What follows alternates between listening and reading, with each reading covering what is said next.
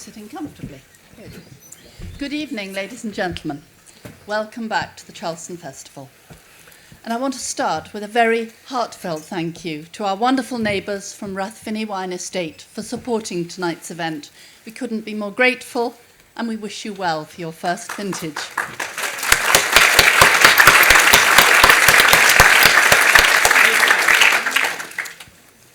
Over the last year, several people, quite a lot actually, have commented to me that my ancestors, my grandmother Vanessa Bell and my great-aunt Virginia Woolf, and their friends in the Bloomsbury group have been having what is called a moment.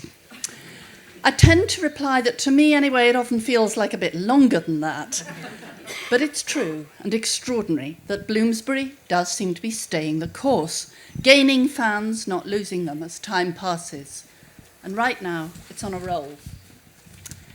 This evening, Bloomsbury fans, and I trust all of us here tonight come into that category, are in for a treat with a session of total Bloomsbury immersion through fiction and fact. Here on the platform, we have two of the most fascinating contemporary interpreters of Bloomsbury through the differing media of literature and television. Priya Parmar, in the centre, is the author of Vanessa and Her Sister, her second novel, which takes my grandmother as its subject, bringing her loves and family relationships to imaginary life through the medium of a diary she never wrote. Priya, as I know, has poured her heart into this book, which is a combined tour de force of research and inspired guesswork. Amanda Coe is a novelist and BAFTA award-winning screenwriter. Amanda's talent for unsentimental, sparkling storytelling made her a wonderful choice to write the screenplay for the complex, wonderfully acted three-part drama which we will all be watching this summer, BBC Two's Life in Squares. It's a restrained, subtle, and for me deeply moving recreation of the lives of the Bloomsburys, large sections of it filmed here at Charleston. And on the far left, my left, to unravel fiction from fact, is Charleston's favourite biographer, Professor Frances Spalding, who has given us the unvarnished, authorised lives not only of Roger Fry, Vanessa Bell and Duncan Grant, but also Stevie Smith, Gwen Ravara and John and Nathaniel Piper. I would like to add a congratulation because last week Frances was appointed editor of the leading art historical magazine, The Burlington. So,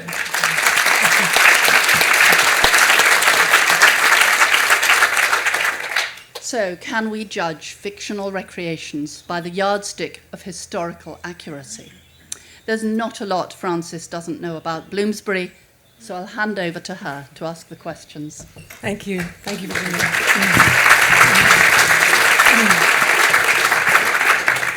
Well, it's a great pleasure and privilege to be sitting on this platform with two such imaginative and creative people as are here this evening. I just want to remind you, before we begin, of a line that Virginia Woolf wrote in her diary after she completed her biography of Roger Fry. She wrote, "I do think I've caught a good deal of that iridescent man in my oh-so-laborious butterfly net." I want to talk about that word butterfly net in 1 minute, but if I could digress for a moment, I could remember that quote, but I couldn't remember it exactly. I needed to check it.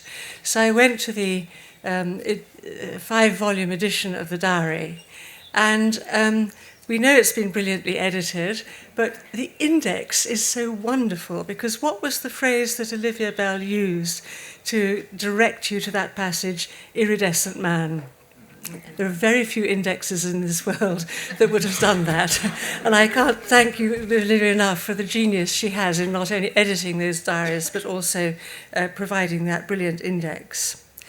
Now, if you think about that word net, you know that a net is made of holes. And what Virginia Woolf was implying in that quote is that however much labour she'd put into that book, there were gaps, elisions and silences and things that had escaped her.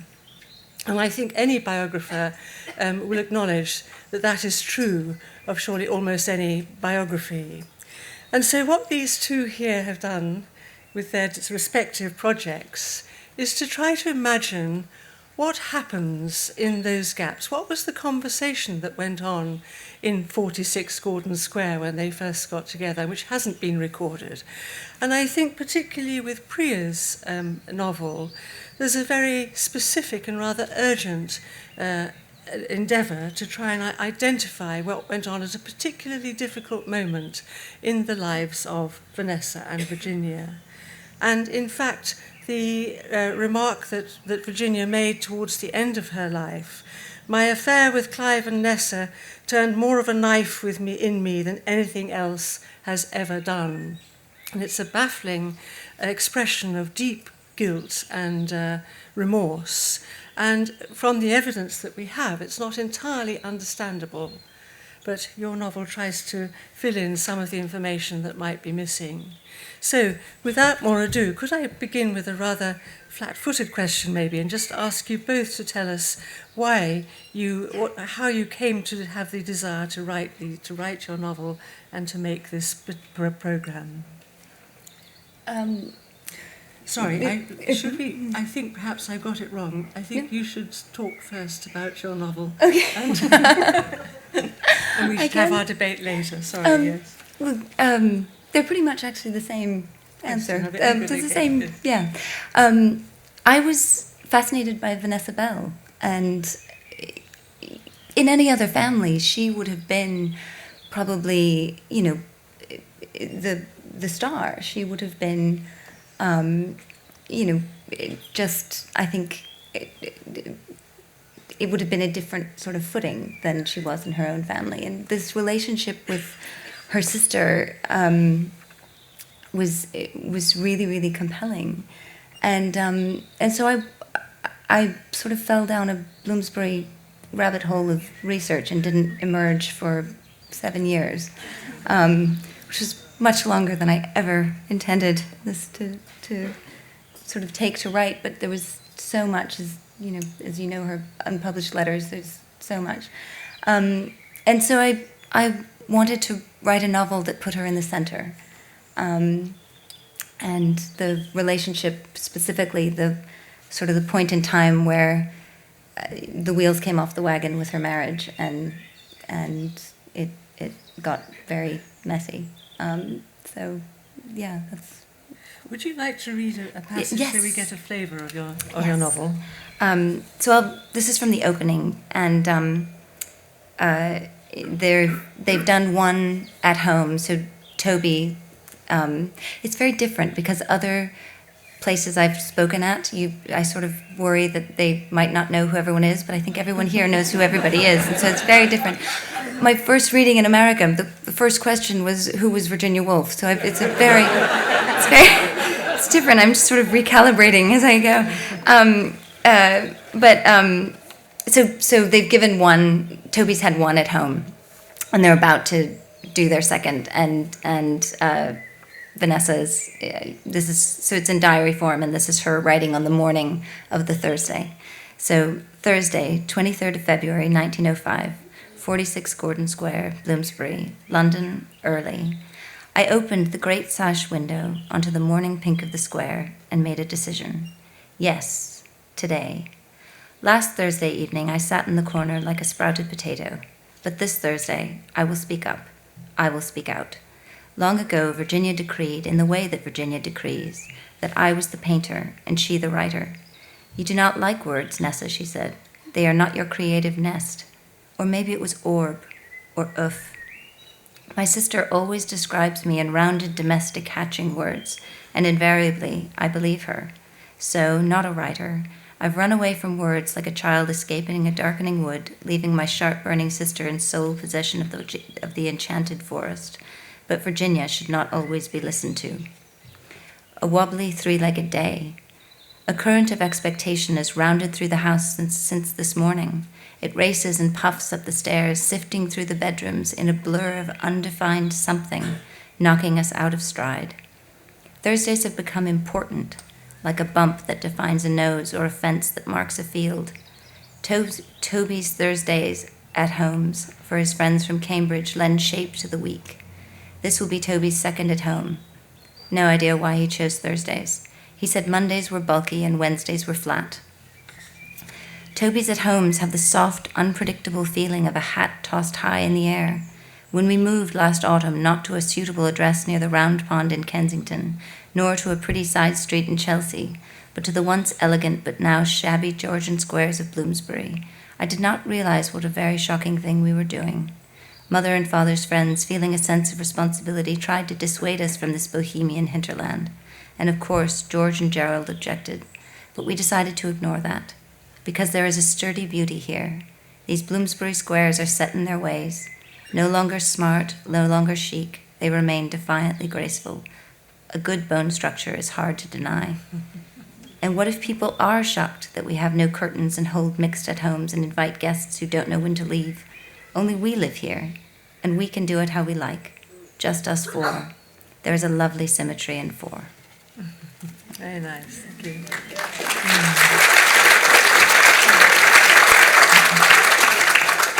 Amanda, could I ask you to say something about how you came to scriptwrite for Life in Squares? I was initially approached by our executive producer, Lucy Bedford, who, through my agent, made contact to see if I'd be interested in writing something about Bloomsbury. And she didn't at that point know whether I had any acquaintance with Bloomsbury or interest in it. And in fact, I did. And I hadn't thought about Bloomsbury as a subject for a long time, but it was an area that I'd always been interested in, and I was a sort of teenage Virginia Woolf nut, and I realised that actually I did have quite a lot of passive knowledge about Bloomsbury as well as an ongoing interest in it, but I kind of assumed that you couldn't have a TV drama about Bloomsbury because there was a slight perception that Bloomsbury had been done, which we realised actually there hasn't been a TV drama about the Bloomsbury group. And so it developed from there. And strangely, like Priya, or not strangely, I became very interested in the character as a dramatic character of Vanessa Bell, because I realised, starting from my teenage reading, that I didn't quite understand as a teenager. I was aware of her centrality as a Bloomsbury figure, but the way she was described within Bloomsbury, I don't think I really understood. I remember reading some of Virginia Woolf's diaries and some of the letters and not quite understanding why she had this power that everybody seemed to imbue her with. And obviously, coming to it much older and with more maturity, it became interesting in what it was like on the other side of that imposition of a certain personality and power and centrality, and you know, the leading of a very complicated, fascinating life as a creative person and as a mother and a wife and a lover, and it all seemed to be the stuff of drama, potentially. It seems that perhaps both of you were attracted to you both made the same decision to make Vanessa the central person through whom we see this story unfolding. And is it perhaps partly because she has in place all those kind of things that touch on reality, as you just said, the wife and the yes, I think certainly within the terms of drama, relatable is a word that often crops up in terms of the audience being able to relate to a character, and I think, you know, the dilemmas that Vanessa faced, although she lived in this extraordinary milieu, a lot of the crises she faced are crises, you know, unsurprisingly, that everybody faces, to do with family relationships and, you know, through the passage of a long and active life.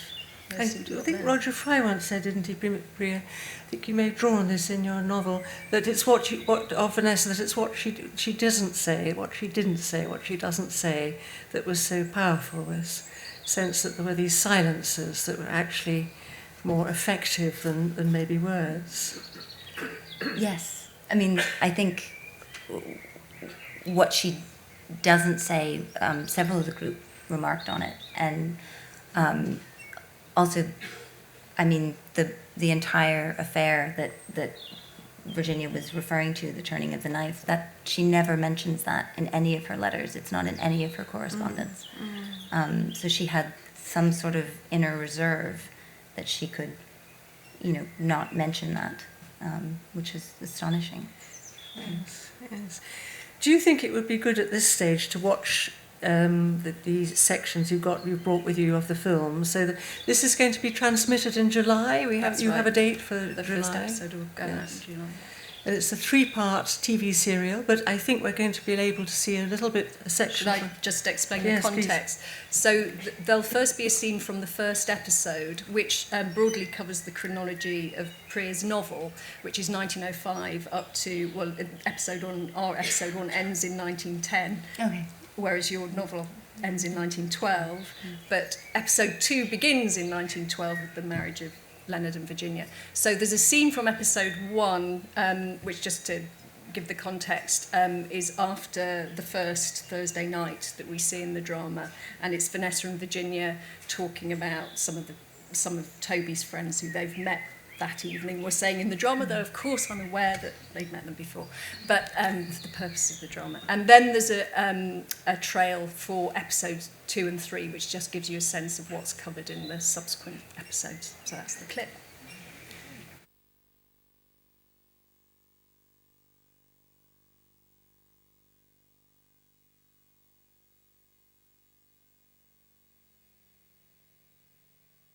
Mr. Bell is a fearful parakeet. Isn't he?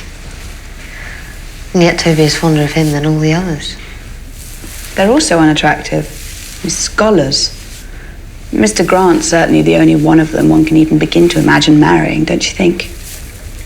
Well, I was unaware either of us were contemplating matrimony. Just when we were attempting our escape from all that. Mr. Grant has a fine head. It's true. Yes, probably because it contains a brain undeformed by Cambridge. Still, we shall marry eventually, I suppose. What? Well, children, Billy. Copulation. No, really. I mean, I know copulation is something like sodomy in Plato, but... Surely you can imagine. No. Snout. Yes, on the snout. Promise. If you marry, you must only marry me. Just us Stevens. Very well, then. Just us Stevens.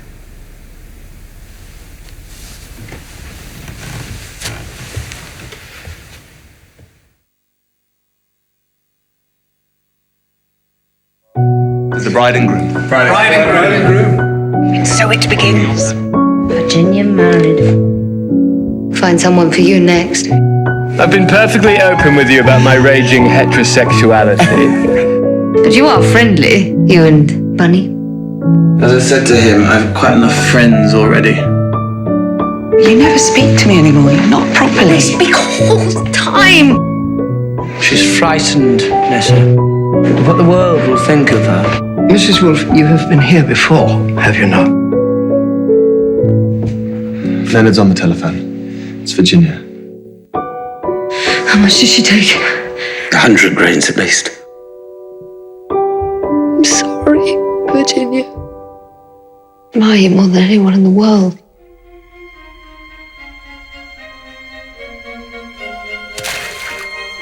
Welcome to Charleston. You're still planning to visit us, aren't you? And Bunny, of course. Perfection. You shall have the children, and I shall have the fame.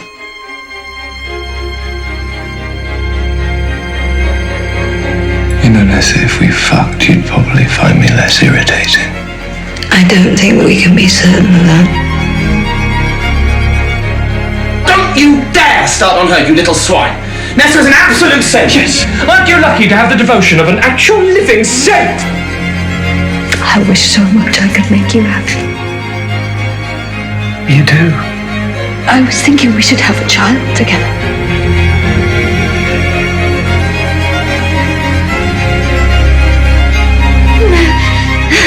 Duncan! Breathe Love for me! seeketh only self to please. It's a girl. She's very beautiful. Shall I marry her someday?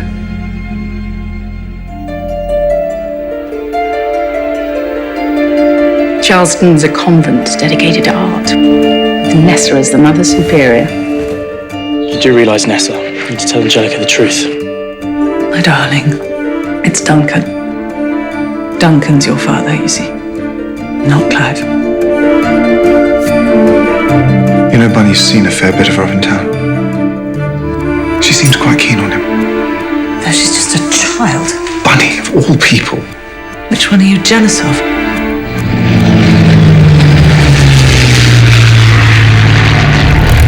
You might as well know this is serious for me. I'm in love with her. But is she in love with you? Christ, why didn't you ask her? Surely you must let Angelica make up her own mind if it makes her happy. Talk to her. And perhaps she'll stop seeing you as the enemy. I understand how you feel. I don't want to be understood. I just want to live my own life. Please, Angelica, when you had me, did you even think about me, grown up as a person? God, how could you have been so selfish? You've brought me the purest happiness I'd had in my life. That has nothing to do with me. We can't make a world apart, Nessa. A world just of reason and friendship and beauty. We believed we could, and we tried, but we failed. I've failed. I've failed. Everything you've made, everything you've done, you've lived exactly the life you wanted.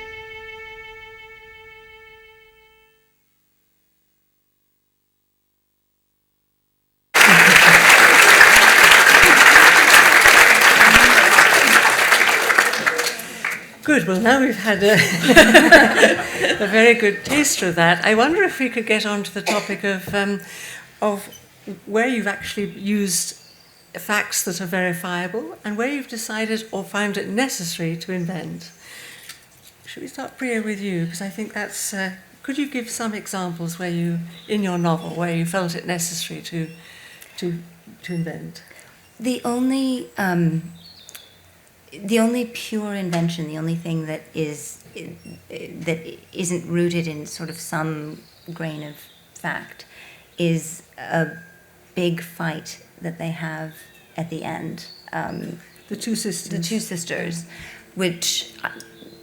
So when Clive Bell and Vanessa married, there was just this intense happiness. And then it all came apart when Virginia and Clive had an affair. And I just thought there had...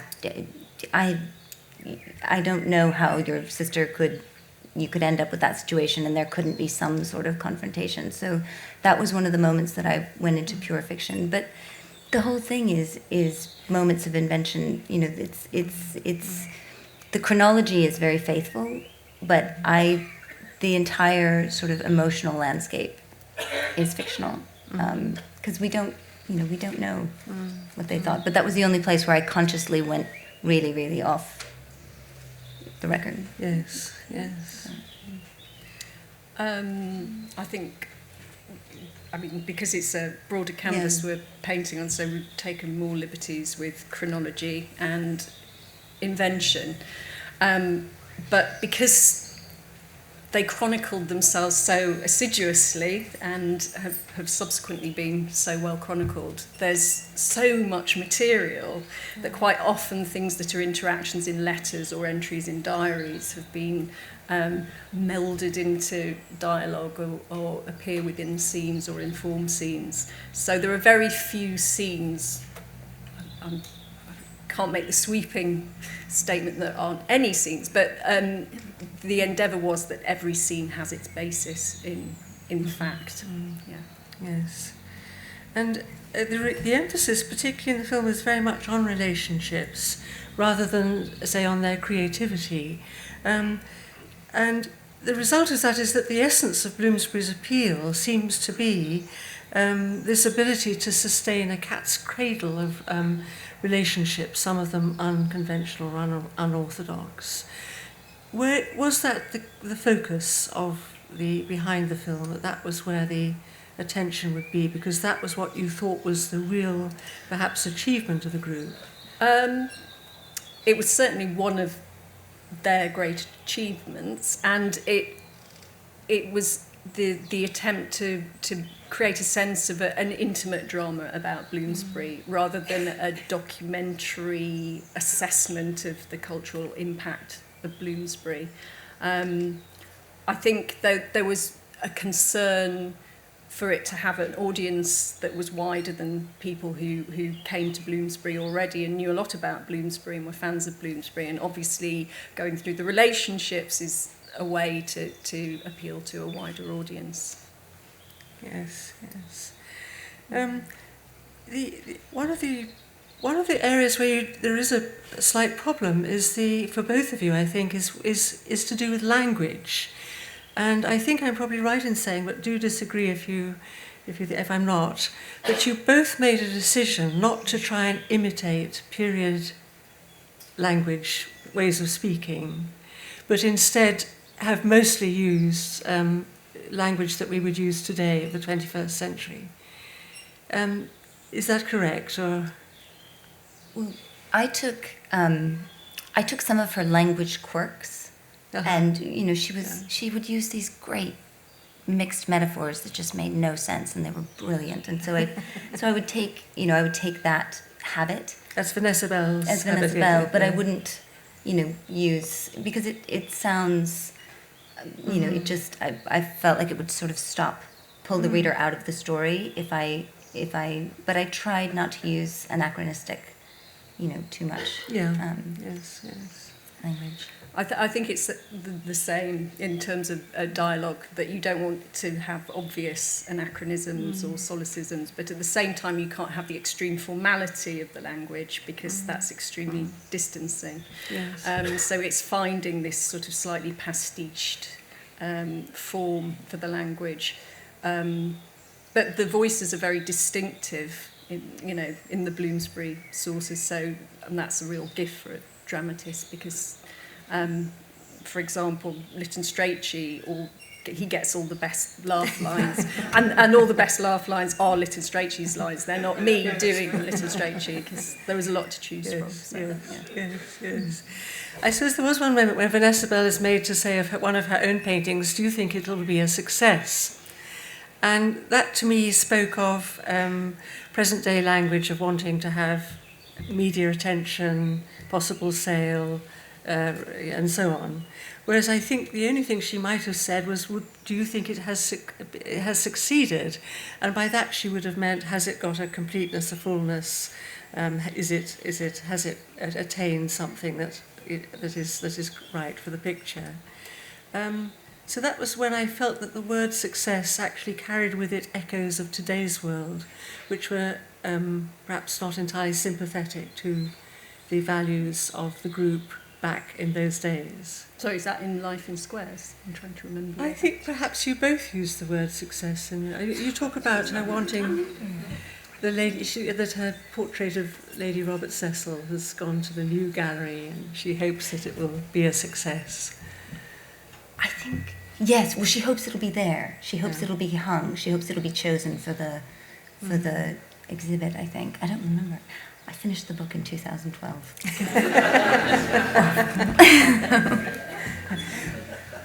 Priya, would you like to read another passage that shows the invention? Yes, I can read from. So this is after the sort of the one bit that I really went off and I invented the sort of the conflict between them. And Virginia and Vanessa are having their sort of moment of their argument, and the real argument is that Virginia has moved in on Vanessa's marriage, and so this is after it's over, and she says, "I go over it in my mind, how I should have said this and this." How I should have raised all her terrible destruction to the surface like a shipwrecked boat dredged up from the sea floor. But that would have given the fracture a shape, a dimension, a definite perimeter to the ruin. This way has a subtle cruelty. This way will torment. She will spend years trying to map the rift she caused and sound the damage. She will push on the bruise and grow frantic trying to repair the creeping remoteness. It is the unkindest thing I have ever done, and I will not relent. I will not do otherwise. Damn her and damn him. And that's it was sort of a bold sort of stand to take with her thinking, and the sort of the historical route that I felt like I could, that this passage grew out of is in Angelica Garnett's memoir, and she says that there was, I'm paraphrasing, but she says that she remembers her mother and her great aunt, and from her mother she sensed a remoteness, and from her great aunt she sensed her wanting a desperate plea for forgiveness. Yes, yes. It is extraordinary that Vanessa Bell and Clive Bell moved out of marital relations into a seemingly deeply affectionate and respectful friendship without any exchange of agitated or angry words in any letter of any kind. And that whole episode or whatever happened, that they arrived at that agreement, it doesn't seem to be on record. So similarly to your concern about the subsequent flirtation between Clive and Virginia, which obviously must have hurt Vanessa, that there is this absence of much evidence other than this posthumous remark.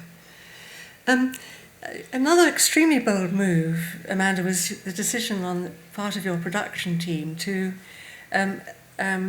cope with this two different periods of time and therefore two separate series of actors and actresses to play the parts.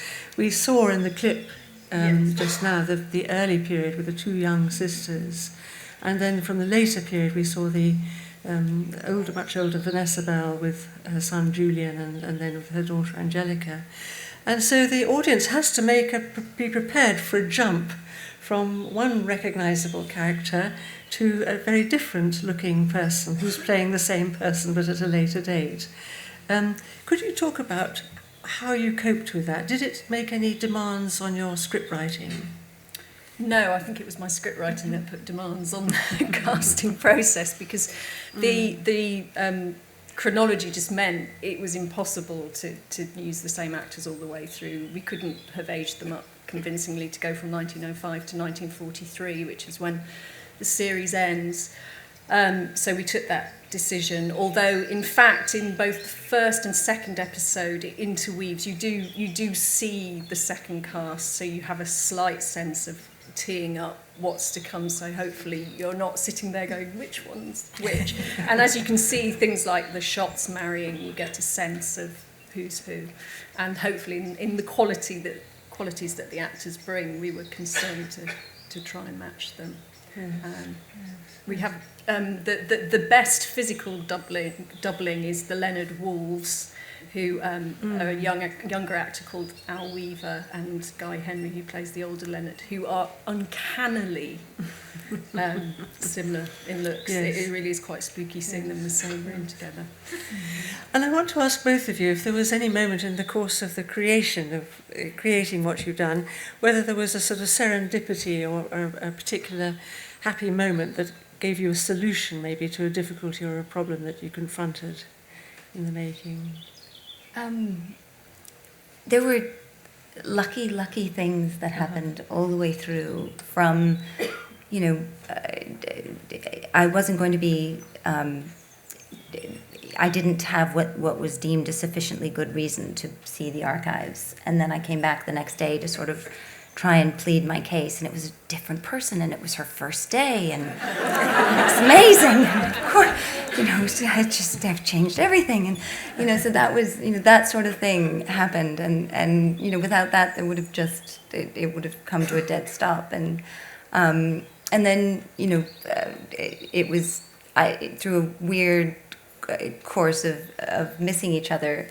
I was trying to get in touch with Virginia Nicholson, and she was trying to get in touch with me, and she was writing to a defunct email address, and I sent letters that never, so it just, but we happily found each other, which was lovely. I mean, completely terrifying, but lovely, lovely, and yeah. So things like that, just wonderful things that opened lovely doors.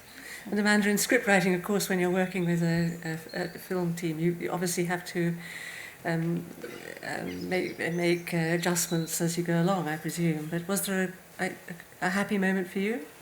There were many happy moments. There was one very, you talk about serendipity, one very pragmatically happy moment was that the then controller of BBC Two who commissioned this, Janice Hadlow, who's since left the job, but she had just read a big Bloomsbury biography, I can't remember which one, it might have been one of yours, before we had the meeting about whether the BBC were going to proceed into production with the script. So that was practically great because she was very interested in the subject and very enthusiastic about it.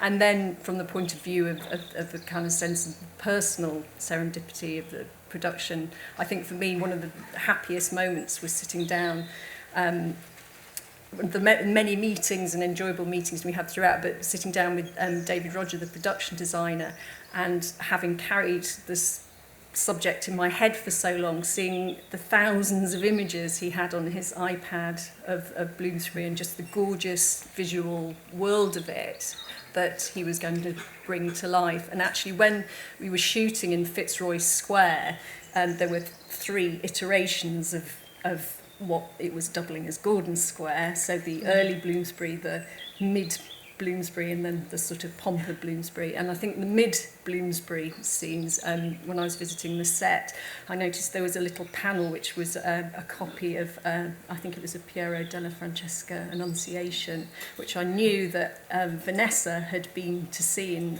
Cortona, and I had seen on a trip to Italy and been very excited to see it because I was my head, I was, like when someone's in love and everything reminds them of the person they're in love with. I was that person talking about Bloomsbury all the time. All my friends were getting really sick of it. And I'd seen this painting, which is an amazing painting, but it was additionally exciting to see it with that head on. And then a few days later, I was visiting the set and there was this little panel on supposedly Vanessa Bell's mantelpiece, and I said to David, "That's she loved that," and he was so kind of in the zone of it that it had appeared. So that felt like a nice little sort of grace note. Good, wonderful. I mean, if somebody were to ask you, do you think you've what contribution do you think you made, or did you have any desire to present a particular way of looking at either Vanessa, Virginia, or Bloomsbury more generally? If you look back on your book in 20 years' time, what do you think you will have thrown into the ring with this novel? It's very hard to say because I'm so close to it, but what I hope is that people who love her feel like it matches up in a way that makes them happy. That's something that was really important to me. So in 20 years' time, if people, because I have absolutely no doubt that people will love her just as much in 20 years' time, if they feel like it rings true, then that would be very wonderful. Nice. Yeah, that sounds good. And I think also, in terms of Life in Squares, to slightly counter a version of Bloomsbury that can kind of sit on the culture, an austerity about it, or bring out a lot of the humour that was there and the emotional world of Bloomsbury that maybe gets a bit lost. It can seem something other than that, I think, and bring people to the subject. Yes. It is extraordinary that what both of you have done hasn't been done before. Virginia Woolf has a very active posthumous life, as many of you in the audience will know. Last year we heard Maggie G talking about how she encouraged Virginia Woolf to come back in the New York Public Library. in the 21st century. And certainly at the moment there are stage performances of Between the Acts, touring France. There's been a recent a theatrical production of Orlando in this country, and we've just, as we'll probably hear more about tomorrow night, there's this extraordinary ballet, tripartite ballet, that's been created by Wayne McGregor, based on 3 of Woolf's novels. So her posthumous life is very, very active at the moment, and you've both made sort of major contributions to this. But why now, do you think? Have you any idea about that? What from your own experience of doing things at this particular moment in time? For me, I happened to read a letter that she wrote, and Clive Bell had proposed, and she was saying no, and it was such a modern letter. It felt like... This is Vanessa. Vanessa Bell wrote this letter in 1905, and he'd proposed, and she'd said no, but she didn't say no just, no thank you, and keep to the sort of the demure kind of the lexicon that she was supposed to be working with. She said, you know what would be really good is if you left the country for a year and were a little less available, and then I think I could like you better, because I just can't work it out right now. And it felt, so present, and I loved that. So I think people keep discovering them, and I think it's sort of a whole pack of us kind of came to it all at the same time. And I think in terms of fiction and drama, there are great stories, and they haven't necessarily been told. This perception, when Lucy and I met up and talked about Bloomsbury, that there had been Bloomsbury dramas. Well, there haven't really. We could think of Carrington, and we could think of The Hours, and that was about it. And it was, well, why not? The material deserves it. So the imaginative leap from the factual report that we have into something that was more imaginative, for instance, like that scene where we saw with the 2 sisters, where you suggest that if you're going to marry anyone, you're going to marry me. That's not actually in the literature, is it? But it's a wonderful imaginative take on the intensity of their relationship at that stage. Yes, within that scene it's kind of tethered by the kind of anchor points of the thing about sodomy and Plato, that was Virginia, really, and the Just Us Stevens, which was this kind of catchphrase almost about their early life in Gordon Square. So it's kind of extrapolating from that. She wrote that extraordinary letter the night before Vanessa got married. The "We, your humble beasts" letter, had hoped that you would marry us, which is not the letter you normally write to your sister the night before she gets married. But as you're not going to marry us, will you take us as your lover? Really.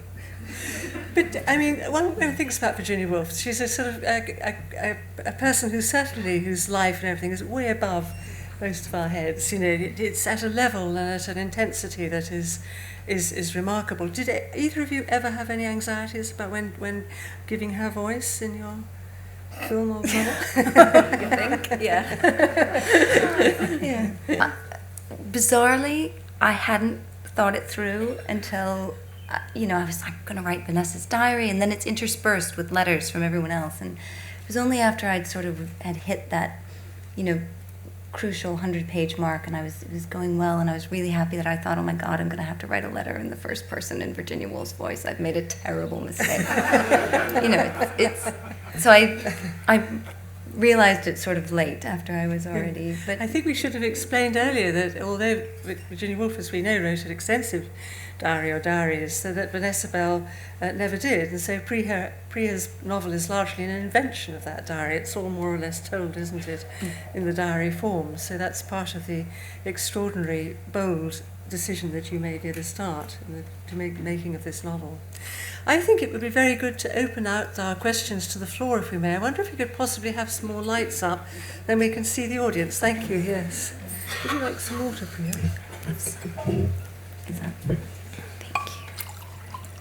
Thank you. Here's this. Good. I think we've got some roving mics. So,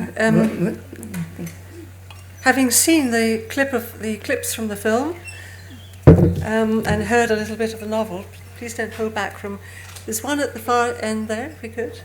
And one here. Shall I take this one first? Hello. I wanted to ask Priya, were the postcards fact or fiction? Yes. They were fiction. Completely fiction. All of them? Yeah, all of them. And the little things at the... So there's... I shouldn't say fake, but there's fictional postcards all the way through, and even the little things at the bottom that say what's on the fictional other side of it's all made up.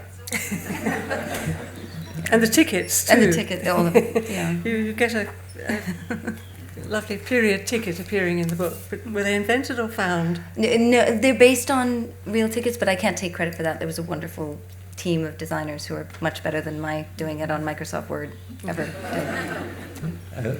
2 questions, if I may. Firstly, why did you choose 1943 as an end date as opposed to, say, 1941? And secondly, when writing the script, did you have to make allowance for American and other non-British English-speaking audiences? The 1943 point, I presume you mean 1941 being the date of Virginia's suicide.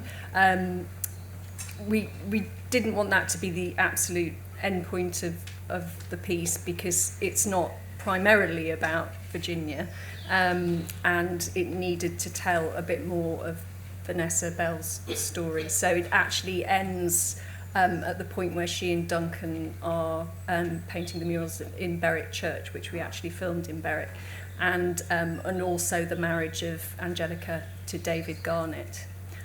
So that was why. And no, we didn't particularly take into account American or non-English speaking audiences, but there was an issue of intelligibility to people who wouldn't necessarily know who characters were, just to make sure that people knew who people were. Yes.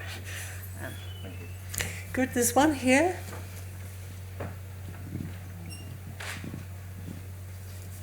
Hi, thank you.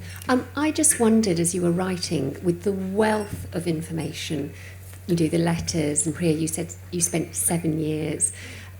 How did that affect you when you had to condense all that information to your novel and to the series? Did you have a moment of being totally overwhelmed, or how did that work?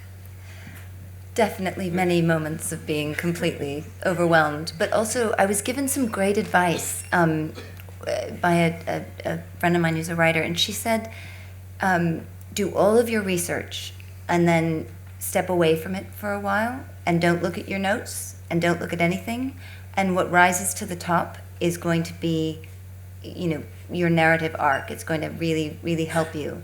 And so that sort of made me hyperventilate a little less. And then I did that, and it actually worked, because the sort of, I'd read to the point of saturation. And when you get that immersed in a subject, I think when you do step away from it, I think the sort of the important things, or that are important to the story that you want to tell, do rise to the top. And so that is sort of how I did it. But Amanda, did you? Yeah, I think that's a really good piece of advice your friend gave you.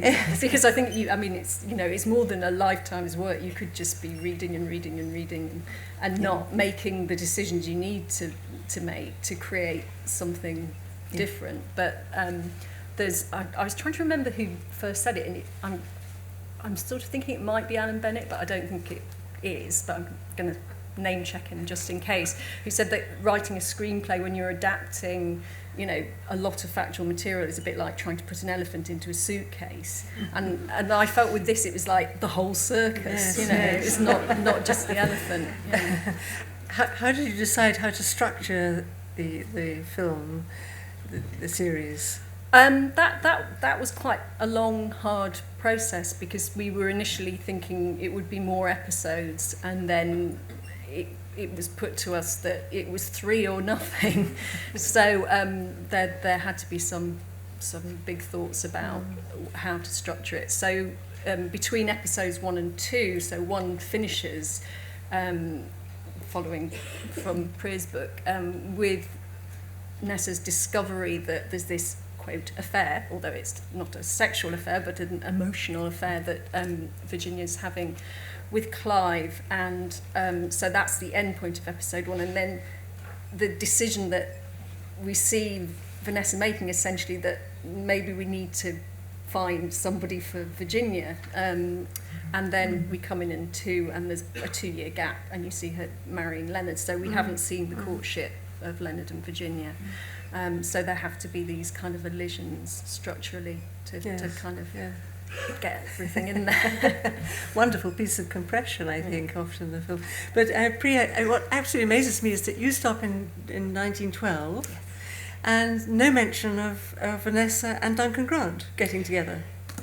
I fell in love with Roger Fry. I really, really did, and I really wanted him to, because he was so wonderful and he was so good for her in that moment of her life, and just in terms of her painting, in terms of her heart, in terms of everything. And this is for the character that I was writing, and he was amazing, and I didn't want to break up with him. I stopped. This is the moment when, after they travel to Turkey together, a group of them go to Turkey, and Vanessa falls very badly ill. Clive Bell doesn't quite know what to do, so it's Roger Fry who takes over and gets the doctors and goes out into the markets and brings back interesting things and shows her what he's seen and sits painting in her room and so on, and really helps her get through this quite serious but rather mysterious illness. I'm not quite sure what it was, but and soon after that their affair, their short-lived affair began, whereas Amanda, you hardly gave Roger Fry a look in. Sadly. I mean, similarly to Priya, I kind of felt, why didn't you stay with Roger? So great. Yes, in this compression issue, had we had more episodes, obviously it was a huge and crucial part, not just of her life, but her development as an artist, and he's a fascinating character in himself. But because, if you like, it's almost like the 3 films that form 3 acts of a larger drama. And he was a late arrival too, wasn't he? In 1910 he came in, so he wasn't there at that early stage that you do linger over. Yes. Sorry, I've been forgetting questions in the audience. Are there more? Can we put up, over there. One over there? Yes, thank you. Oh, hi there. It looks to me like Life in Squares is going to be really successful. Do you envisage, if it is successful, there be life in even more squares? Well, clearly there are more stories to tell, and I don't know, we'll have to see. I mean, it is an almost limitlessly fascinating subject, and there are so many great potential drama stories, so we'll see if there's an appetite for it. Yes. This is a question leading on from the other question about characters. There were a lot of Bloomsbury characters. How did you decide who to include? And was there anybody that you couldn't include who didn't fit the story, but you were very sorry not to include? Is that you? I think it's... Oh, okay. For me, there were people who got sort of sketched out rather than, they deserved a whole book on their own. But they Forster was someone who I just was mad about, and he was away a frustratingly huge amount of time during the scope of the novel, so he wasn't in it as much as I wanted. But so many of the people on the periphery could have, I could have gone off and sort of told their whole story as well. And people like Forster's, I mean, he's really was my sort of the one that I was the saddest about. So,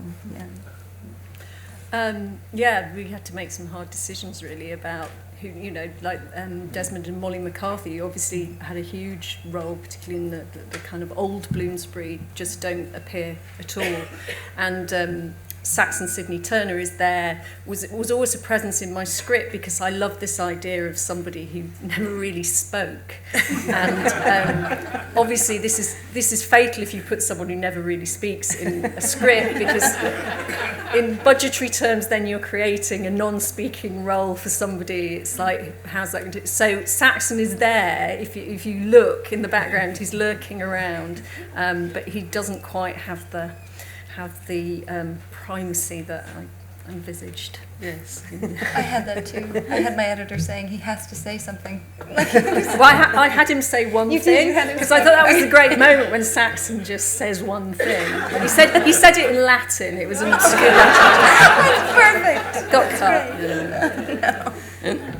Well, I think I'm very sorry, but the terrifying Virginia Nicholson is having to walk off and end it. We began a little late, and I think there are people who need to get away.